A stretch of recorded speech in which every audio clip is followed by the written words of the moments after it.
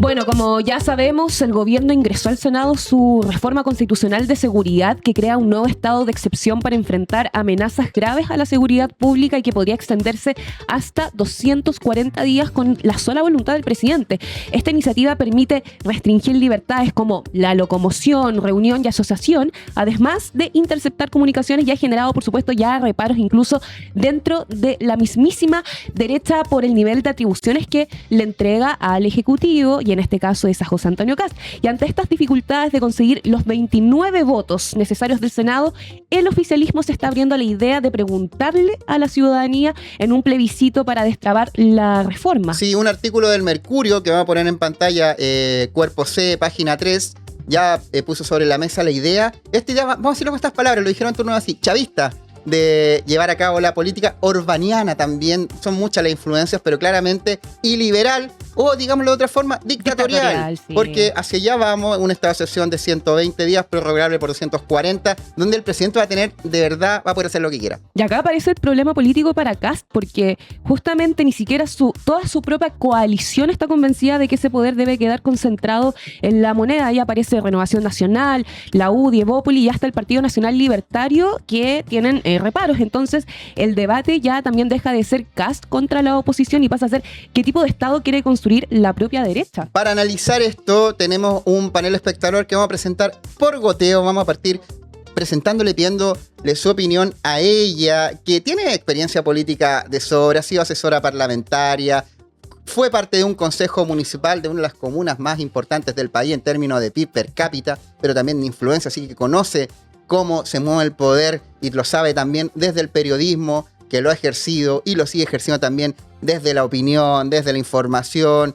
Primera vez en turno en vivo, si mal no me equivoco. Bienvenida, señor alcalde. Segunda. Sí, segunda. Habías venido, pero también habías venido a los especiales de elecciones también. Sí. Bienvenida. Muchas gracias, yo feliz de estar acá, encantada. Tengo una pregunta. Primera vez en este programa, segunda en turno en vivo. Creo que ese es exacto. Ya, puede ser. Porque sí, no habías venido a este programa. Pero ¿sabes qué? Yo tengo un efecto Mandela y pensé que te había visto en turno AM también. Creo que hemos compartido. Es que te digo, lo que pasa es que en mi campaña de diputada fui a tantos medios que probablemente, pero ya se me olvida.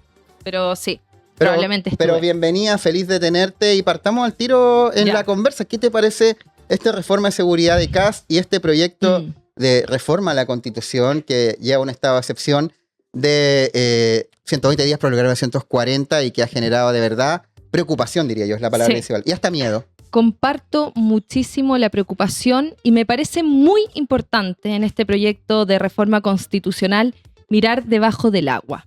Ya, yo creo que detrás de esto hay una estrategia política de tirar el tejo pasado para presentar este proyecto que nos parece delirante, porque efectivamente lo es, pero para luego presentar un nuevo proyecto que se vea moderado en la opinión pública, pero va a seguir siendo muy radical. Y eso es lo que a mí me preocupa, sobre todo el rol que va a cumplir la opinión pública en este seguimiento, ¿ya? Porque podemos ver muy bien que este proyecto, como está, no está logrando los votos en el Senado. Hoy día escuché en la mañana que el Partido Nacional Libertario incluso está poniendo como requisito aprobarlo si es que se avanzan los indultos, algo que yo creo que sería un error enorme. Entonces tú ves que es un proyecto que probablemente no va a llegar a término, pero entonces lo que me preocupa a mí es cuál va a ser el nuevo proyecto que se va a vender a la ciudadanía como un proyecto moderado, pero va a seguir siendo muy radical. Así que yo creo que ahí es donde hay que poner el ojo.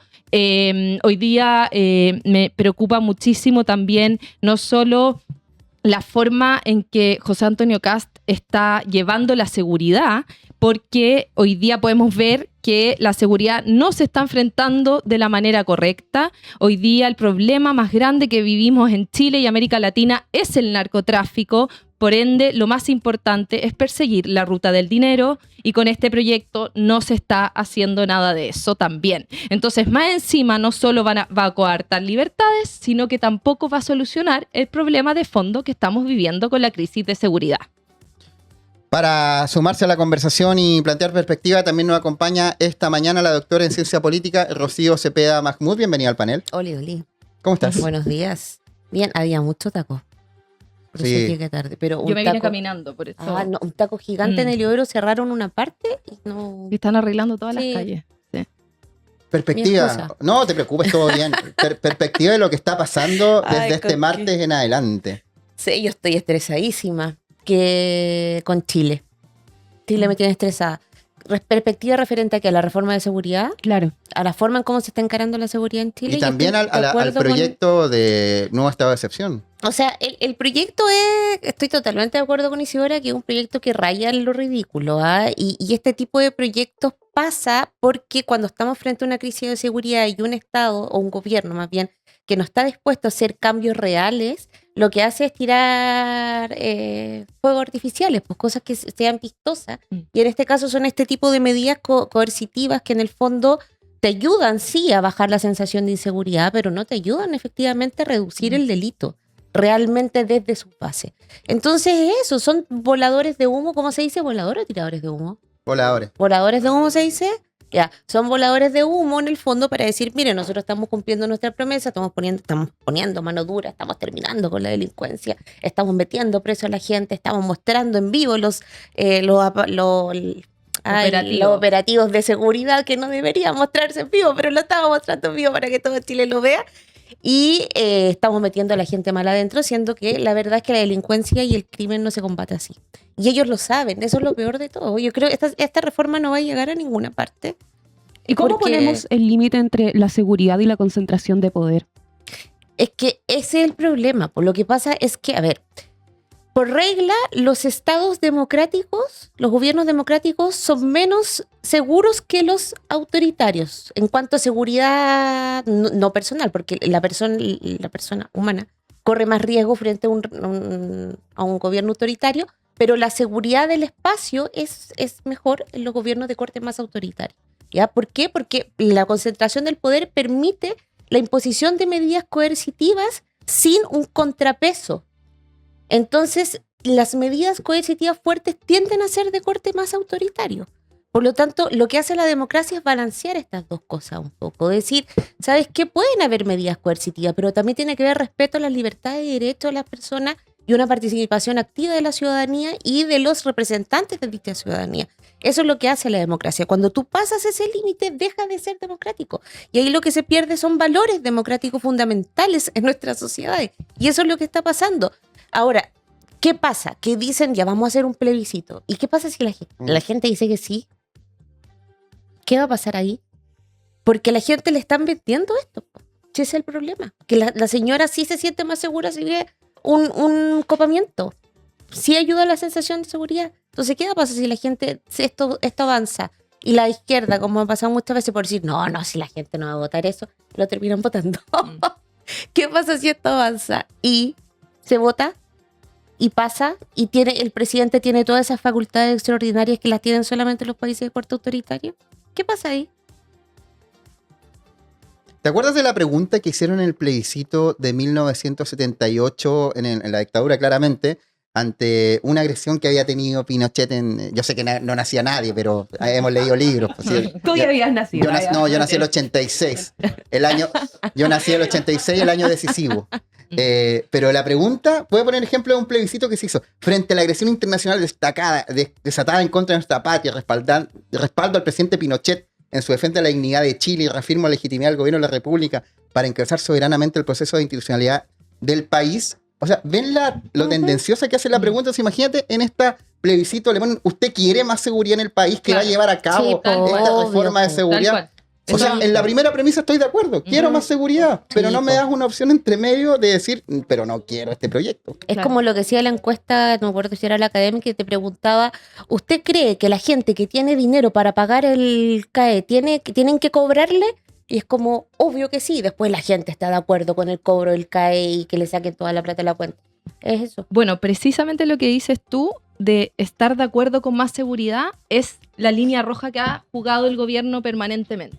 O sea, le están vendiendo a la ciudadanía la idea de quienes estamos en contra de este proyecto que coarta libertades, estaríamos en contra de tener más seguridad, lo que es falso.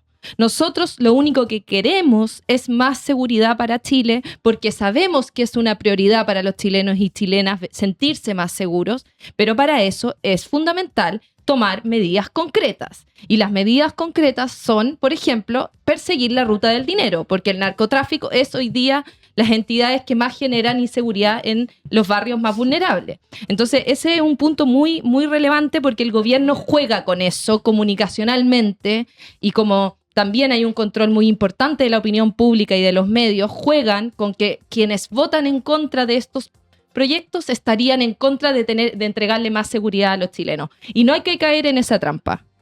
Estamos haciendo turno en vivo y en el panel de conversación también se suma Joe Santibáñez, asesor parlamentario del PDG. Estamos hablando como el gobierno no tiene los votos necesarios en la bicámara. Apareció esta nueva posibilidad de preguntarle directamente a la ciudadanía. Se habla de un eventual plebiscito. Agustín Esquella dijo que es una opción que no puede descartarse. La idea viene antecedida por el llamado del ministro Arrau a preguntarle a la gente si quiere más fuerza para las policías y este costo, podría superar los 12.000 millones de pesos. Y acá me gustaría preguntarte, Joe, ¿esto es una democracia directa o más bien es una forma de presionar al Congreso? Bienvenido, Joe. Sí, bienvenido. Muchas gracias. Buen día al panel, a los turninos y turninas que están conectados ahí. Suscribirse, importante, venía escuchando en el auto. Importante suscribirse al canal de turno. Respecto a la pregunta, muchas gracias. Respecto a la pregunta, considero que un plebiscito siempre es democracia directa, es la opinión que tenemos nosotros. Siento que hace falta preguntarle a la gente, hace falta hacerla partícipe más. Nosotros en Conchalí, al menos, en agosto llegó Claudio Arrau, el ministro de Seguridad, hizo un punto de prensa, hicieron una incautación de 829 kilos de cocaína, hicieron toda una parafernalia, llegó la prensa, la foto y todo. Disculpen. Y vemos que está puesta en escena siempre y luego se van, la foto, el video, y se van, listo. Y los barrios que han descuidado, la gente sigue con esa sensación de que vienen para acá, me usan como barrio, ¿verdad? Como población, para la foto y se van. Y siento que el plebiscito está buena la iniciativa, incluso nosotros lo habíamos pensado en el PDG, incluso de que se llegase a aprobar esta reforma, que se sometiera a plebiscito o a consulta ciudadana el estado de excepción que el presidente eventualmente, dictatorialmente, coincido con ustedes, arbitrariamente pueda poner en un lugar, pero que lo pregunte antes. O sea, por último, ahí ya no es dictatorial, pero al menos si se llega a aprobar esta situación, que al menos el presidente le pregunte antes al territorio donde va a efectuarse este estado de excepción, le pregunta a la gente, le pregunta ahí, haga una consulta ciudadana, oye, ¿les parece si hacemos un estado de excepción por estos días, que entiendo, bajo a 30 o no? ¿De 120 a 30? 240, se está negociando. ¿Se está negociando todavía? Sí. Listo. Yo no creo que esto sean medidas de democracia directa, estas son más bien medidas de populismo delegativo, que son distintas. La democracia directa funciona de otra forma en cómo la ciudadanía interfiere en los procesos decisionales. Por ejemplo, el mecanismo de democracia directa es cuando desde la ciudadanía nacen proyectos de ley, se presentan, se juntan formas, se presentan ante el Congreso y el Congreso los discute. El populismo delegativo es cuando se hacen que las decisiones gubernamentales recaigan en la población. Una decisión como esta, con esta cantidad de presupuesto, con esta cantidad de cambios en nuestro mismo ordenamiento jurídico constitucional, no es democracia directa, porque estás pasando a llevar también las funciones presidenciales y la misma forma de gobierno, que si bien es un presidencialismo, existe un Congreso y existen procesos para poder establecer estado de excepción y existen reglas. Darle esta cantidad de atribuciones al presidente pasa por encima de la democracia. Y si pasa por encima de la democracia, no puede ser tampoco ni el mecanismo de democracia directa. Para entender, la democracia directa, entonces tú me dices que es antes del proceso. No, no puede ser después. Hay distintas formas de democracia directa, de ser partícipe de la ciudadanía de la toma de decisión. Pero desde otra perspectiva, cuando yo hago recaer la decisión final en la ciudadanía, es un populismo delegativo. Así se llama. Yo no digo que el populismo delegativo, hay gente que dice que el populismo delegativo es increíble, es bueno y lo encuentra excelente, y gente que dice que el populismo delegativo es pésimo. Depende de cada uno. No estoy diciendo que sea bueno o malo, pero que se le pregunta a la gente nomás. No, eso es populismo delegativo. Que el tema del pero no lo vamos a pasar por democracia directa. De acuerdo. Usted es experta en ese sentido, me imagino. Pero sí, nosotros le preguntamos a la gente, siento que ahí no nos podemos perder, que Pero se le tú pregunta a la gente. Pero tú crees que preguntarle a la gente algo así, con la gente ahora que está asustada en este momento, en este clima, si yo voy y le pregunto a la gente, señor, ¿usted quiere más seguridad? Y la señora te dice que sí, sin entender que esa más seguridad va a significar que el presidente va a tener capacidades extraordinarias y que su propia vida y seguridad están en riesgo. Pero mira, sigue siendo, yo sé que es insuficiente, quizás, ¿verdad? Pero siento que es mejor a quien no se le pregunte. ¿Me ¿Por qué entiendes? no le preguntamos a la gente si queremos que levanten el secreto bancario? Ah, porque Claro. que ahí vamos, es que podemos empezar a preguntar de todos los ámbitos. Claro. Pero y me parece bien que se le Es que- pregunte es que por por todos los eso, ámbitos. es que por eso existe el Congreso Nacional, que existen representantes que fueron elegidos popularmente con voto obligatorio para que voten este tipo de proyecto. Entonces, en ese sentido, el proyecto de José Antonio Kast pasa por arriba de la separación de los poderes del Estado y pasa por arriba del poder que debería tener el Congreso Nacional. Y eso es lo preocupante. Yo creo que acá, y acá me podrán corregir, pero yo veo acá un populismo autoritario. O sea, no solo en la forma en que se está llevando a cabo esto es profundamente populista porque se está aprovechando del miedo de la gente, sino que también está instalando una suerte de autoritarismo populismo democrático. radical de derecha se llama eso. Ya, claro.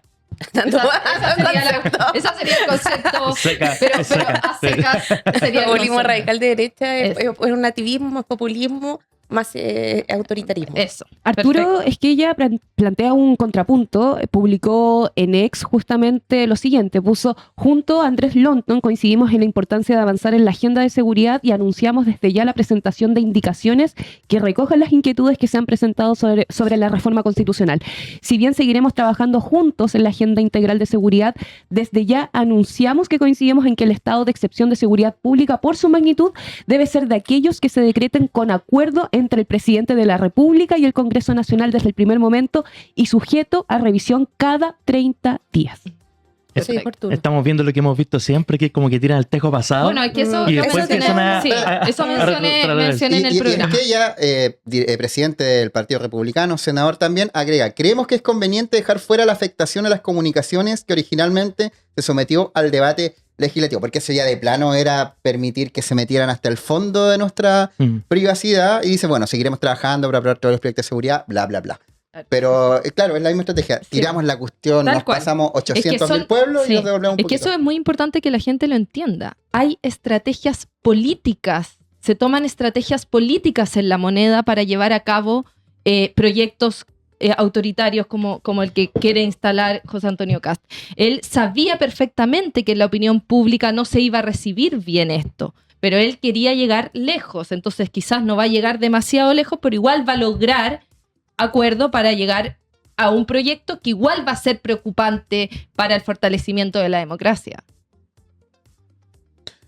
Estamos conversando con Joe Santibáñez, con Rocío Cepeda, con Isidoro Alcalde. Preguntan ahí los nombres para que los tengan ahí sobre la mesa, debatiendo sobre esto. Y yo escuchaba ayer a varios analistas de distintos medios que decían que lo que hizo el presidente José Antonio Kast el día martes es un cambio en la dirección que está haciendo, que hasta el día anterior, hasta el lunes, alguien podía defender que era más o menos un presidente democrático, un presidente que respetaba la institucionalidad. Pero el martes se puede decir con toda propiedad que es un presidente que avanza hacia la democracia iliberal.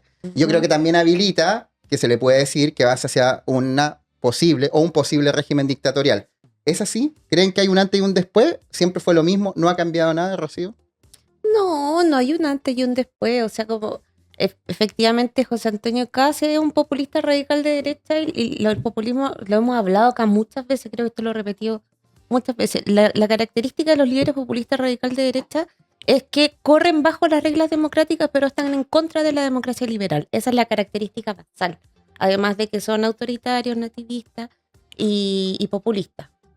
Esas tres características más el decir yo estoy dentro de la democracia, pero estoy en contra de la democracia liberal. Por eso son iliberales. Por eso se está hablando tanto de lo iliberal, porque no son liberales. Siempre lo ha sido. O sea, yo creo que no sé en qué momento cuando por ejemplo, en plena campaña nos pintaban como demócratas gente que había defendido la dictadura. Yo creo que acá como el sistema de partidos está corrido hacia la derecha, en algún momento dejamos de ver a José Antonio Kast como lo que realmente es. porque el sistema de partidos se corrió a la derecha nomás, po. Pero siempre ha sido igual, o sea, hay que, siguiéndole su carrera parlamentaria, lo que es cómo él votaba en el Congreso, el tipo de posición que ha tenido siempre frente a las libertades, libertad de cuerpo de la mujer, la libertad de culto, de distintas libertades. Es una posición constante, entonces yo creo que más la gente creyó que él iba a llegar, poner mano dura y terminar y ordenar. La gente no pensó que quería haber una agenda ideológica tan fuerte detrás. Y cuando nos están poniendo esta agenda ideológica que es súper fuerte, evidentemente dice, ¿pero qué pasó? Amiga, no te cambiaron el candidato ha estado siempre, y esa agenda ideológica ha sido la que ha rodeado y la que rodeó toda su campaña y la que rodea su gobierno. Y esa agenda ideológica es la guía. Acá hay una ideología súper marcada y súper fuerte. Es lo mismo de siempre, no hay un antes y un después. Yo creo que es Kast siendo Kast. Yo complementaría, efectivamente Kast se sale de la UDI porque considera que es un partido que no es tan de derecha. Él funda el Partido Republicano, que es un partido que sus bases son pinochetistas. Entonces yo creo que acá, efectivamente, en los tiempos que vivimos hoy, en la última elección presidencial, se intentó proyectar a un José Antonio Kast alejado de lo que es Trump y Bukele como personaje y personalidad, pero eso no quiere decir que sus ideas sean profundamente ideológicas y profundamente de ultraderecha. Yo creo que esa fue la distinción que en algún momento se hizo, porque tenía una personalidad distinta a Milei, Trump o Bukele, pero en términos ideológicos es una persona muy similar, es una persona que es pinochetista y que funda su partido porque consideraba que la UDI no era lo suficientemente de derecha. ¿Joe? Sí, coincido con varias de las opiniones. Yo creo que se está viendo una estrategia como inversa a la que veníamos viendo siempre. Yo siempre veía a los candidatos en las elecciones presidenciales pasadas como con posiciones bien extremistas o bien populista de alguna forma, mostrar como toda una rimbombancia importante y vamos a hacer esto y prometiendo cosas que no se pueden cumplir y vamos con todo, haciendo eso en campaña.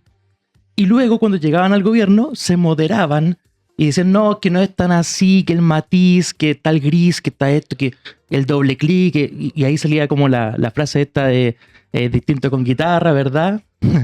Y yo lo que he visto en José Antonio Kast es completamente lo opuesto. Partió siendo un candidato muy moderado, muy centrado, mira, vamos a evaluar bien las cosas objetivamente, como decía Isidora, ¿esto no? No, sí, Rocío. Se me enredaron, Rocío. Como decía Rocío, como este discurso que es como, sí, vamos a ver lo objetivo, vamos a ver qué es lo que vamos a hacer, vamos a ordenar el cuento, pero la verdad es que ha sido lo opuesto, de lo moderado hasta lo extremo, y coincido, siempre él ha pensado así. Él es una persona evidentemente pinochetista, es extremo. Ahora, yo si pongo en balanza a Kast y Kaiser, yo digo, chuta, Kast como que siento un poquito más de sentido común para tomar una decisión como por ejemplo el estado de excepción. Un poquito menos de locura. Exacto. Pero en Kaiser, en manos de Kaiser, una decisión de estado de excepción me parece muchísimo más peligroso Acá, en lo personal. Perdón. Acá hay que entender que esas decisiones van a quedar también para el próximo gobierno. Sí. Y así como estamos, no sabemos qué va a pasar. Correcto. Imagínate ya, uno dice, sí, el presidente, pero ¿qué pasa si esto queda en manos de un loco? Porque no sabemos. Así como vamos, cualquiera puede ser presidente en el próximo gobierno. Entonces hay que pensar en eso también. Lo que pasa es que cuando tú estás en medio de una crisis, y especialmente en medio de crisis de seguridad, la población no tiene esa visión a largo plazo. Porque lo que quiere es que le den pega, trabajar tranquila y salir de su casa sin que le roben. Entonces no está pensando en el próximo presidente. Y yo quiero hacer acá una aclaración que yo creo que nosotros como chilenos tenemos muy mala memoria. Muy mala memoria. ¿Por qué? ¿Se acuerdan de Boric y Kast cuando Kast estaba posicionándose antes de que fuera candidato contra Boric? ¿Se acuerdan que decía que fue el 2018 el movimiento feminista? ¿Se acuerdan de esa parte? Sí. ¿Y se acuerdan que Kast decía unas barbaridades, pero así terribles por Twitter? Y gracias a esas barbaridades lo llevaban a la televisión y en la televisión ponderaba todo y se estaba para atrás. Desde ahí que viene esa estrategia. Él decía barbaridades, era una cuestión, pero así como las mujeres no deberían salir de su casa. Y después lo ponían en la tele y decía, bueno, yo creo que la mujer si es feliz en el hogar, debería estar en el hogar. Ponderaba. ¿No se acuerdan de eso? Sí, yo Sí, me acuerdo. sí, Era el elemento discursivo Sí, de él. sí. Y es su elemento discursivo característico como político. Entonces, no deberíamos ya haberle sacado la mano, no deberíamos sorprendernos tanto. Y en el fondo, la experiencia que vive Kast como candidato presidencial contra Boric a como vive con Janet Jara es que el aprendizaje que tomó contra Boric es que no podía ser radical para ganar Sí, la po. elección.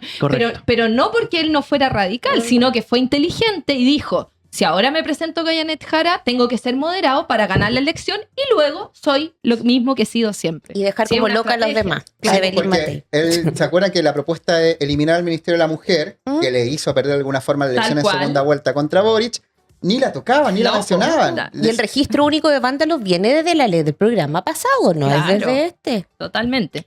Joe Sí. Santibáñez, desde el Partido de la Gente, ¿cómo ven esto? Les pregunto con esto, voy a ocupar este lenguaje a ver si les calza.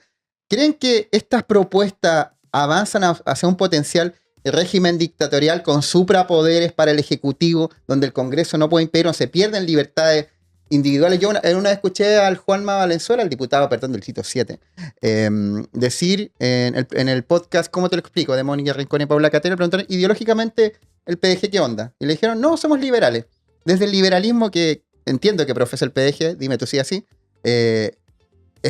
¿les parece ocupar la palabra dictatorial para esta propuesta del presidente Kast? Sí, nosotros lo ocuparíamos, efectivamente. Nosotros no estamos de acuerdo con esta reforma. Hay que volvemos con eso. Qué bueno. Ahora, siempre después, lo que tiene el PDG es que negociamos y no nos cerramos a apedrear directamente la propuesta. No lo hicimos con la mega reforma, no lo vamos a hacer ahora tampoco, pero sí estamos cerrados. O sea, consideramos que meterle la mano a la Constitución no es necesario, consideramos que los ajustes de tuerca que se tienen que hacer para incrementar la seguridad en la gente no tienen relación con una ley nueva o que permita nuevas atribuciones. Lo que está actualmente ya vale para poder fortalecer la seguridad en los barrios, hacer un buen operativo, el plan de seguridad que no, se hizo copy-paste del gobierno anterior. O sea, ese tipo de cosas vemos que están súper débiles y es como que este gobierno cualquier problemática lo lleva a la discusión en el Congreso y nos pone suma urgencia. Hasta el momento en el Congreso no podemos ver proyectos propios casi, porque está todo, digamos, sometido a la presión del gobierno.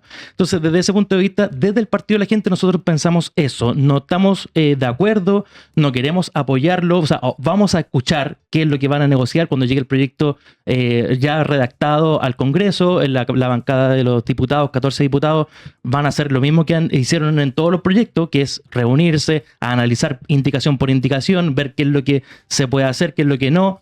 Y yo creo que la estrategia, y adelantándome un poco, conociendo el partido desde adentro, lo que yo creo es que si vemos que hay respaldo y tienen los votos suficientes, vamos a tomar decisiones. Y esas decisiones van a ser, bueno, si esto es inminente, que fue lo que ocurrió en la mega reforma, esto es inminente, que en algún momento esto se va a aprobar, entonces, ¿qué ganamos nosotros para la gente? ¿Qué podemos negociar? ¿Alguna contraley? ¿Otra ley que podamos meter entre medio para negociar? ¿Algo que sí vaya en directo beneficio de la seguridad de los chilenos? ¿Te refieres Algo al ejemplo de los pañales y los remedios? Claro, que eso fue correcto. Ustedes dicen, si vamos a perder la media reforma, saquemos pañales para los adultos mayores. Correcto. De hecho, con el ejemplo, no me quiero desviar del tema de la seguridad, pero con el ejemplo de la ley de los pañales, ellos también fueron súper desleales en el sentido de que nos dijeron, sí, vamos a revisarlo, y después echaron para atrás el proyecto, las indicaciones decían, no, vamos a cubrir paracetamol y aspirina nomás, cosas de ese estilo. Son poco confiables. Son entonces. muy poco confiables, y eso ya quedó en evidencia, por eso es que nosotros ya estamos un paso más atrás, ¿me entiendes? Porque nosotros les dimos el voto de confianza al principio, estamos en marzo, estábamos partiendo, fue la primera ley, pero ahora ya mira, hacemos doble clic, oye, ya no hiciste esta jugarreta con el tema de la ley, ya no vamos a volver a caer en lo mismo y estamos un paso atrás y estamos, digamos, no de acuerdo con esta reforma de seguridad. Entendemos que no es el camino, entendemos que puede ser otro camino y eso es voluntad presidencial, voluntad del Ejecutivo, que por lo visto todo lo transforma en una mega reforma, en una mega ley donde interviene un montón de cosas, siempre en favor de esta batalla cultural que tú decías, Rocío, muy bien, y que se está llevando a cabo. O sea, nosotros lo percibimos así y nosotros también, como no nos gustan esas posiciones tan extremas ideológicas, lo rechazamos de forma natural. Para cerrar el tema, y justamente porque acá hay fuerza, tú eres del Frente Amplio, tú eres del Partido de la Gente, que tiene representación en el Parlamento, la reforma necesita quórums especialmente altos para avanzar. 29 votos en el Senado, 89 en la Cámara. Ustedes que conocen la interna del Frente Amplio y del PDG, ¿Cuadran los votos? ¿Es posible que esta reforma avance así como está? No, o sea, de nosotros no va a haber ni un solo voto.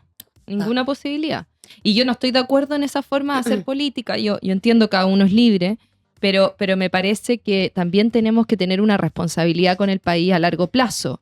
Y hoy día entender la política de negociación parlamentaria en torno a pequeños cambios, muy pequeños cambios, como podría haber sido los pañales o etcétera, me parece que es riesgoso. O sea, hoy día creo que tenemos que tener una responsabilidad muy grande con el largo plazo de nuestro país y me parece que hoy día tenemos que frenar muy en seco cualquier tipo de avance autoritario y populista. Yo creo que con eso hay que ser muy duro. Para votaciones se pueden tomar como referencia lo que pasó ayer o antes de ayer con la ley para prohibir las carreras de galgo. Antes de ayer. Antes de ayer, que ahí, por números digo, que ahí votaron en bloque la izquierda con los independientes y PDG a favor de la prohibición y fueron 81. 81 votos a favor de la prohibición. Por lo tanto, el quórum que se maneja es 81. Llegar hasta los 89, complejo.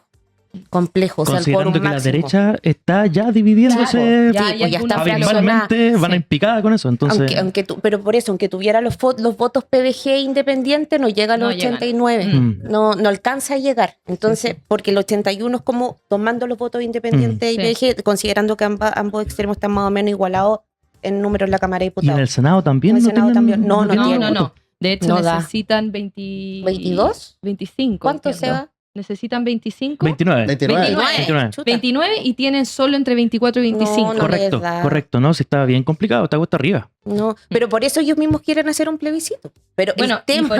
y por eso yo planteo, con este proyecto ellos siempre supieron que no tenían los votos. Obvio. Pero ¿cuál va a ser el siguiente proyecto? Ahí es donde nosotros tenemos que estar muy pendientes y la opinión pública tiene que cumplir un rol. Porque el siguiente proyecto también va a tener rasgos muy radicales, Correcto. pero va a pasar desapercibido porque se va a ver más moderado para la gente. Entonces, eso es el riesgo. Ellos siempre supieron que este proyecto era radical. ¿Puedo ser periodista un momento? Por favor. Periodismo, como dice Danilo. Tengo una pregunta. ¿Cuál es el límite del PDG? Porque tú ahora dices, yo entiendo que el PDG se entiende como un partido atrapa todo, ¿no? Que tiene una línea ideológica que trata de ir hacia el centro y que donde hay distintas posturas muy divergentes entre sí, muchas veces por la heterogeneidad de la población y del militante, que son muy, muy distintos entre sí. Pero considerando eso, ¿dónde está el límite? Porque yo te digo, ya, esta es una propuesta que rompe con los principios democráticos. Y tú me dices, bueno, si se está por aprobar en el Parlamento, nosotros vamos a negociar algo. ¿Dónde está el límite para decir, sabéis qué? No.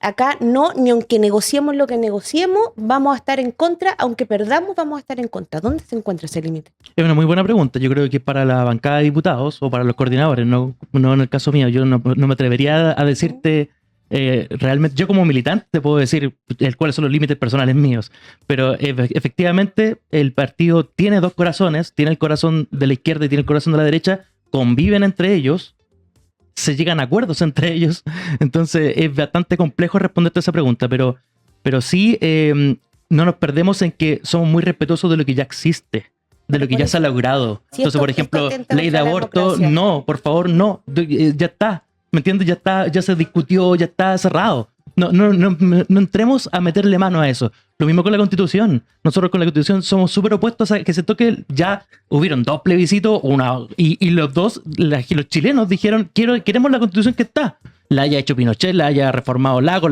así como está, la queremos como está. ¿Por qué ahora, incluso José Antonio Kast, que lo dijo varias veces, ellos mismos defendieron esta Constitución que están ahora ellos mismos le quieren meter mano? Entonces, esas cosas son las que a nosotros nos molestan. ¿Pero dónde está el límite? Por eso te digo, no, primero que todo una respuesta que no te puedo dar yo. Y segundo, la opinión de militante es que el límite, como yo lo veo personalmente, es que no es tocar lo que ya está, es operar con las reglas del juego que ya tenemos. De hecho, en la mega reforma, Quirós, en el tema económico, el discurso que dijo al final, dijo, no, queremos hacer todo esto para atraer inversión de afuera, darle estabilidad al país, porque pasamos por dos procesos de reforma de constitución que le dieron inestabilidad al país.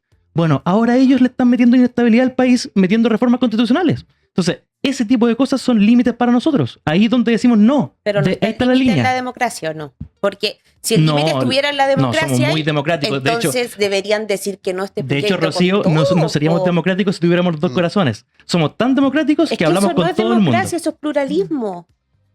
Porque si yo tuviera el límite concepto puesto, periodístico, sí, po. no pluralismo, porque político también. El concepto político es distinto. No, es pluralismo, porque si yo fuera democrático y si yo fuera demócrata, yo lo que haría sería defender las bases de la democracia y por lo tanto no podría aceptar bajo ningún punto de vista un proyecto que atente contra la libertad democrática y contra la democracia como sistema en un país.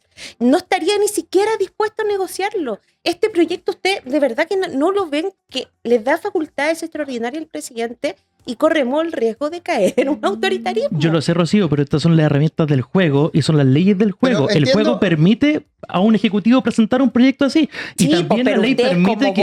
No, pero el ejecutivo puede presentar lo que quiera. Rocío, el Congreso es para conversar estas propuestas de ley y justamente para meter indicaciones o cambios a la ley que propone el Ejecutivo. El Ejecutivo puede proponer leyes contra los conejos. Y hay que discutirlo porque el Congreso es para discutirlo.